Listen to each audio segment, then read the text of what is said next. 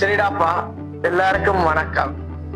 இந்த வீடியோல என்ன விஷயத்த பார்க்க போறோம்னு சொன்னா, நாங்க ஏகபரிமாணமான நேர்கோட்டியக்க கதை அன்றைக்கு என்ன கதையில பயன்படுத்தப்படுகின்ற சமன்பாடுகளை பற்றி சொல்லி இருப்போம். அந்த சமன்பாடுகளை என்ன நிறுவி எடுக்க போறோம்ன்றதான் பார்ப்போம். ஓகேடாப்பா, அந்த சமன்பாடுகள் என்ன நிறுவப்பட்டு வருகின்றது என்றதை பார்ப்போம். அடுத்த வீடியோட கடைசியில ஒரு கேள்விக்கான ட்ரிக்ஸ் சொல்லுவேன். ஓகேயா? அப்ப நாங்க என்ன சொல்றோம், தொடர்ந்து மூவ் ஆகும். அவர் ப்ரூஃப்ஸ் கொஞ்சம் பார்க்க போறோம். ப்ரூஃப்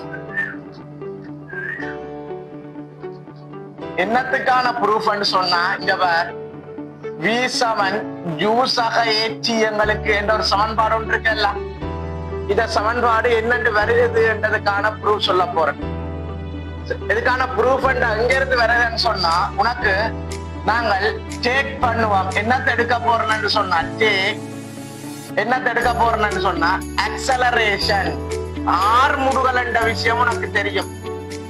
ஆர்முடுகள் என்ற விடயம் தெரியும்.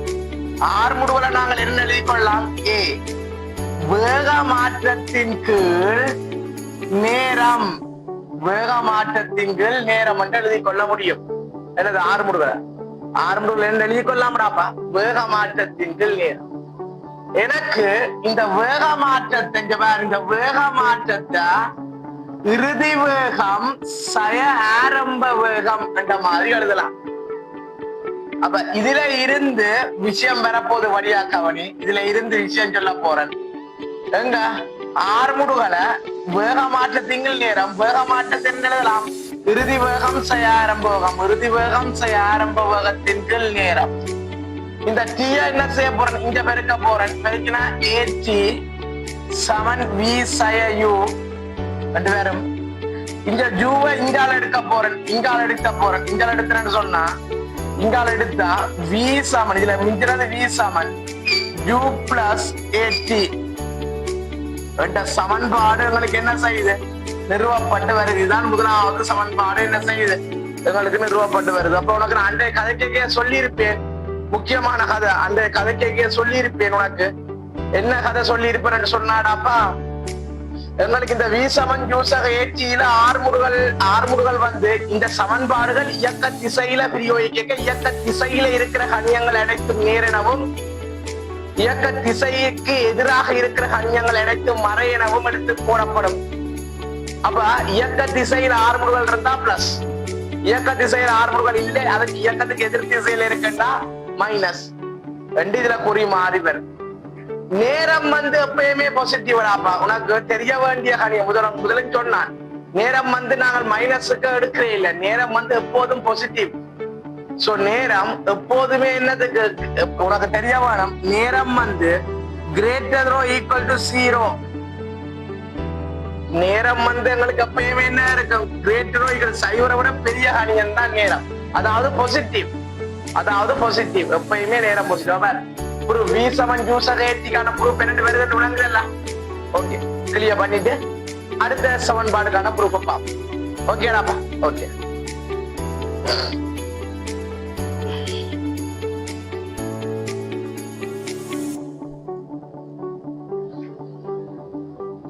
சரிடாப்பா. ரெண்டாவது ப்ரூஃப் பார்க்க போறேன். என்ன சமன்பாடுன்னு சொன்னா, சமன்பாடு எழுதுறேன். S சமன் V சக U divided by 2 into T. இதுக்கான சமன்பாடு, இந்த சமன்பாடுக்கான ப்ரூஃப் என்னன்னு வருதுன்னு பார்ப்போம். ஓகே, பார்ப்போம். அப்ப அதுக்கு நான் என்ன எடுக்க போறேன், செக் பண்ண போறேன். ஒரு கிராஃப் ஒன்று எடுக்க போறேன். வடியாக்காவணி, ஒரு வேக நேர வரைவு ஒன்று எடுக்க போகுது. வடியாக்காவணி ஒரு வேக நேர வரைவை கீறுறேன். ஒரு வேக நேர வரைவை கீறுகின்றேன். அவதானி, வேக நேர வரைவு.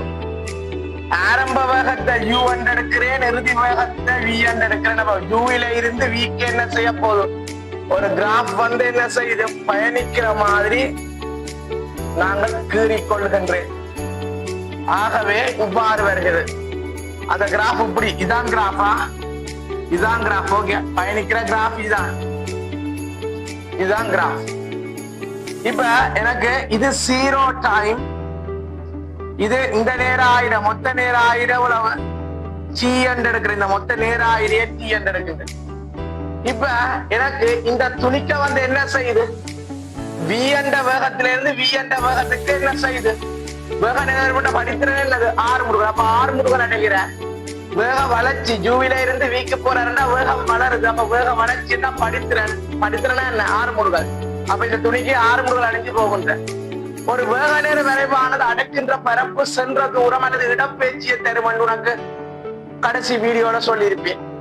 வீடியோ வழியா சொல்லியிருப்பேன். அப்ப இந்த வேக நேர விரைவு அடைக்கிற பரப்பு என்ன வருதுன்னு பார்ப்போம். இந்த பரப்புன்ற சமன்பாடு எழுத போறேன். இந்த பரப்புக்கான சமன்பாடு எழுத போன்றேன். ஓகே, இந்த பரப்புக்கான சமன்பாடு. அப்ப இந்த பரப்பை தானே எடுக்கிறேன், எஸ் எடுக்கிறேன். இந்த வேக நேர விரைவு அடைக்கிற பரப்பை எஸ் எடுக்கின்றேன். அவர் இந்த பரப்புக்கான சமன்பாடு எழுதுவோம். முதலாவது அடைக்கிற பரப்பு எஸ் சமன். அப்ப என்ன சென்ற தூரம் அல்லது இடப்பெயர்ச்சியை தரும். அடைக்கிற பரப்பு சென்ற தூரம் அல்லது இடப்பெயர்ச்சியை தரும். அப்ப இந்த எஸ் சமன் பாப்போம். இந்த சமன்பாடு என்ன? இது என்ன என்ன என்ன பரப்பு? இது என்ன என்ன உருவம்? ஒரு சரிவகம் மாதிரி இருக்கு. என்னடாப்பா இந்த உருவம் என்ன மாதிரி இருக்கு? ஒரு சரிவகம் மாதிரி இருக்குல்ல. அப்ப சரிவகம் மாதிரி இருக்குன்றதால நாங்க என்ன போட போறோம்?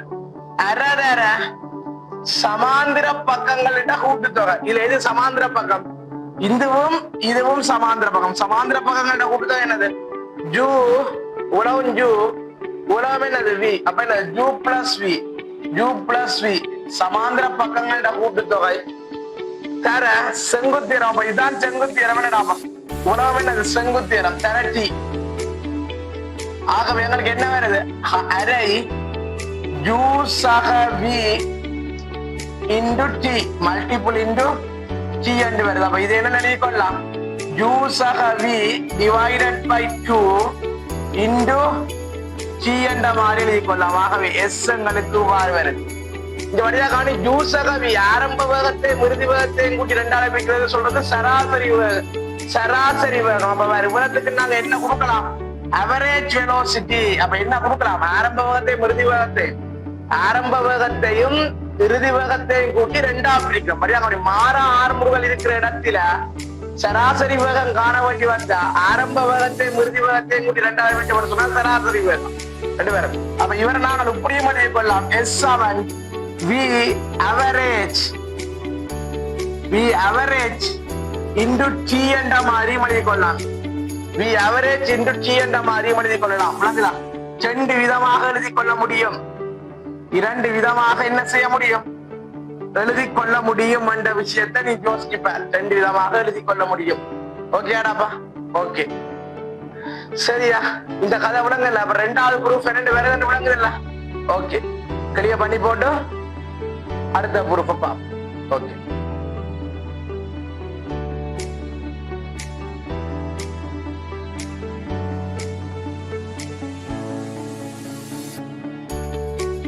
சரிடாப்பா. அப்ப நாங்க தொடர்ந்து பார்ப்போம். அடுத்து என்ன ப்ரூஃப் பார்க்க போறோம்னா இந்த ப்ரூஃபை பார்ப்போம். S7 UT plus half AT squared என்ற ப்ரூஃப் எப்படி எடுக்க போறோம்னா இங்க வடிய கவனி. இது பிரதியிட்டு எடுக்க போறோம். இந்த ப்ரூஃப் எப்படி எடுக்க போறோம்னா பிரதியிட்டு எடுக்க போறோம். எங்களுக்கு இருக்க 2 சமன்பாடுகள் இருக்குது. V7 U சக AT என்றத முதலாம் சமன்பாடு எடுக்கின்றேன். S7 V சக U இன் கீழ் 2 T இது எத்தனையாம் சமன்பாடு எடுக்கிறேன்? 2ஆம் சமன்பாடு எடுக்கிறேன். இங்க வழியா கவனி. இந்த சமன்பாடு நான் ப்ரூவ் பண்ணி எடுக்க வேணும்னா இந்த சமன்பாட்டுல இல்லாத கணியம் என்ன? V இல்ல. என்ன இறுதி வேகம் இல்ல, V இல்ல. ரெண்டாவது நான் என்ன செய்ய போகின்ற 2 ஐடியா பாரு. V இல்லைன்றபடியால நான் இந்த 2ஆம் சமன்பாட்டிலே இங்க 2ஆம் சமன்பாட்டில முதலாம் சமன்பாடை கொண்டே பிரதியிட போறதுக்கு வீக்காண்டி உலகத்தையும் பிரதியிட போறோம். பிரதியிட்டு எடுத்து அவங்களுக்கு என்ன வரும்? S7 யோசிப்பார். வீக்காண்டி என்ன போட போறேன்? U plus AT சக U divided by 2 into T. அப்படிதான் நினைக்கும். அப்படிதான் நினைப்பேன். இங்க பார் இதை சுருக்கினா 2U சக AT divided by 2 into T. இதை விரிச்சா இந்த ரெண்டும் விட்டுப்பட்டு போகும். அப்ப UT பிளஸ் என்ன ஏ டி வர்க்கத்தின் கீழ் 2. அப்ப இதுல இருந்து என்ன எழுதலாம்? யூடி பிளஸ் half AT வர்க்கம் என்று எழுதிக் கொள்ளலாம். ஆகவே S சமன் இவ்வாறு எழுதிக் கொள்ள முடியும். இப்படி என்ன செய்யலாம்? நாங்கள் நிறுவி எடுத்துக் கொள்ள முடியும். விளங்குதா? இதுல இருக்கிற கணியங்கள் எல்லாம் சொல்லி போறேன். நேன்னு சொல்றது ஆறுமுடுகள், V என்று சொல்றது இறுதி வேகம், U என்று சொல்றது ஆரம்ப வேகம், S என்று சொல்றது சென்ற தூரம் அல்லது போன இடப்பெயர்ச்சி, T என்று சொல்லப்படுறது நேரம். அப்ப இதுகள் எல்லாம் என்ன செய்யாச்சு? அடக்காச்சாச்சு. சோ அப்ப இது என்னன்னு வருது? S சமன் UT plus half AT square சமன்பாடு என்று வருது என்று உனக்கு விளங்குது. விளங்கி இருக்க நெக்கின்றேன். ஓகே, அப்ப இதை கிளியர் பண்ணி போட்டு என்னது அடுத்த ப்ரூஃப் பாப்போம். ஓகே ஆடாப்பா. ஓகே,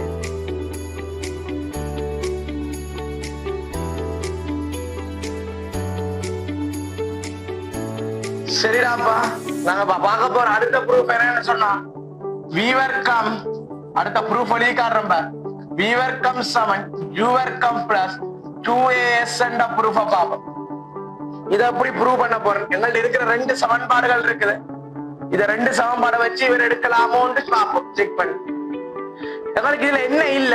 நேரம் இல்லை. என்ன நேரம் இல்லை? என்ன அப்ப எங்களுக்கு நேரம் இல்ல, நேரம் இல்ல, இல்லாமல் போவார். சரியா?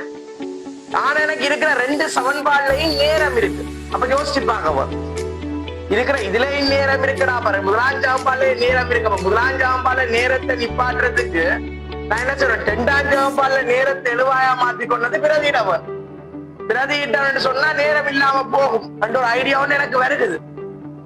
சோ அந்த ஐடியாவை மேற்கொண்டு பார்ப்போம். சரியா?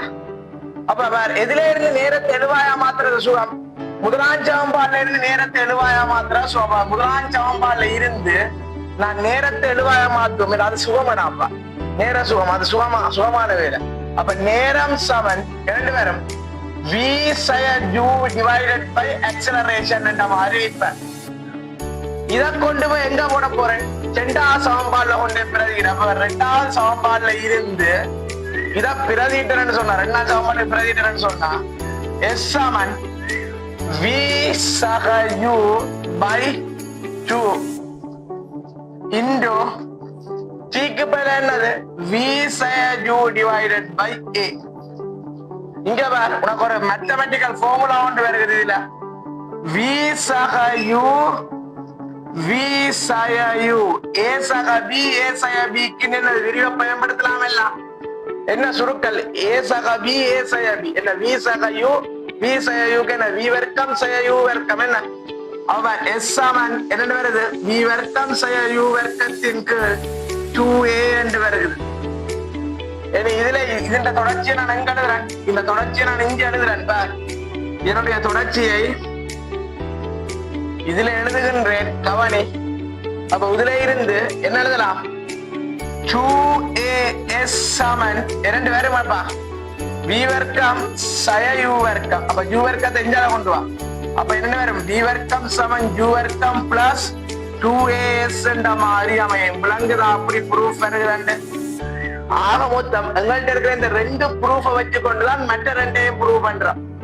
விளங்குதா? இந்த 2ஐயும் வச்சு கொண்டுதான் என்ன செய்கின்றோம்? மற்ற 2ஐயும் S சமன் UT plus half AT square இருந்தா என்ன, V வர்க்கம் சமன் U வர்க்கம் பிளஸ் 2AS இருந்தா என்ன எடுத்துக்கொள்கின்றோம்.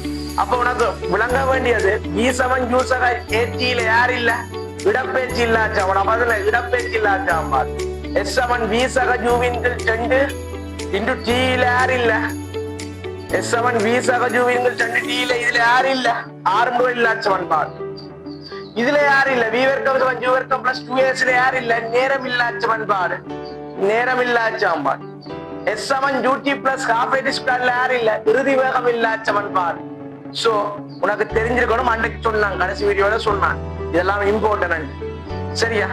ஓகே, இனி என்ன பார்க்க போறோம்னு சொன்னா கொஞ்சம் கிராஃப்ஸ்கள் பார்க்க போறேன். என்னது? கொஞ்சம் கிராஃப்கள் பார்ப்போம்.